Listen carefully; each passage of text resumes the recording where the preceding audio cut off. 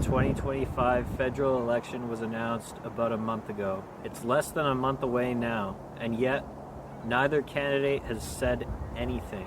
Obviously, I don't watch the news. Do I look like I actively watch the news? But still, nothing has been said that has flown enough socks off to find its way towards bending my ear. The Liberal Party candidate who's filling Trudeau's shoes is some no-name called Mark Carney. Prior to this, he was the governor of the Bank of Goddamn England.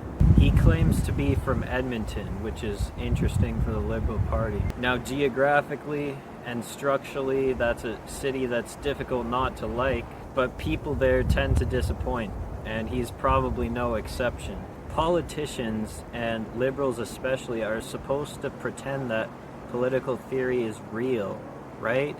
And how could they be more out of touch with this facade they're supposed to be perpetuating than by appointing a banker as the prime minister? There's only so much that can be done by the media or whoever to paint a banker as some kind of philanthropist. This is going to result in some people are going to stop believing. They're going to stop sending in their lists of toys. I guess they figured even he is going to be more popular than that Chrystia Freeland lady. Despite his profession, he actually hasn't made any explicit claims of being a Zionist. So do with that information as you will. He's actually gone and canceled the carbon tax. They're probably planning on bringing it back, but what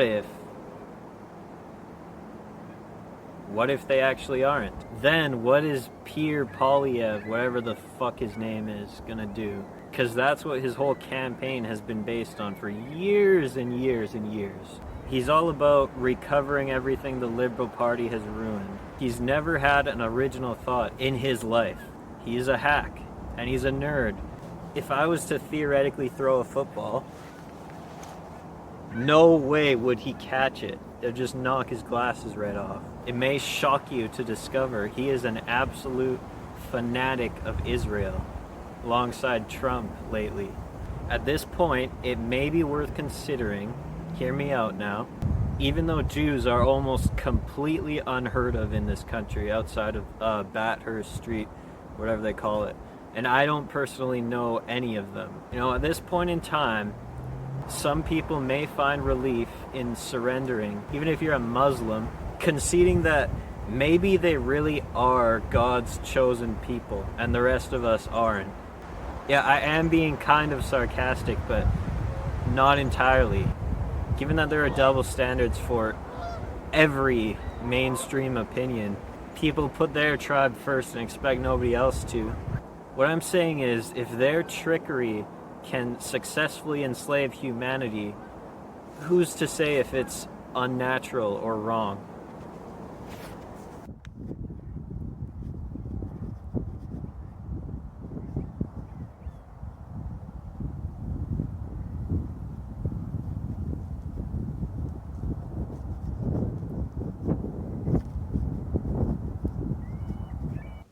What's more interesting than both of these scoundrels combined is Trump threatening to annex the country through economic pressure and tariffs. I don't think this approach is going to work, mostly because it's him alone who's talking about it. It seems like a personal affair when it shouldn't be and doesn't need to be. He should have got Democrats to sign off on it too, but that didn't happen. Trump doesn't even try to sell ideas to anyone anymore. He's just all provocative and assertive with everything. When people get old, they just become caricatures of themselves. Maybe he tells the truth once in a while, but the lamestream media is right that everything about the man is extremely unbecoming. And he seems to be getting more crude every day. Google Maps has the Gulf of Mexico renamed. How many people out there in the world do you think there are who are saying, man, I'm no fan of Trump, but renaming the Gulf of Mexico was a move of absolute genius. That being said, it's good of him to raise awareness of this. Because even though for the time being this country is going to retain its sovereignty, if this country loses or whatever, there's many people who would set themselves on fire right now and shit like that. But in 20 years, maybe the media will gradually persuade them to change the popular opinion. But as for right now, everybody's saying, quick, go buy groceries packaged at a facility in Mississauga that employs zero people who were born outside of India, 0 people who were born outside of the state of Punjab, India. That will help your community. That is how you can help your community. That will teach Trump a lesson. I'm open-minded.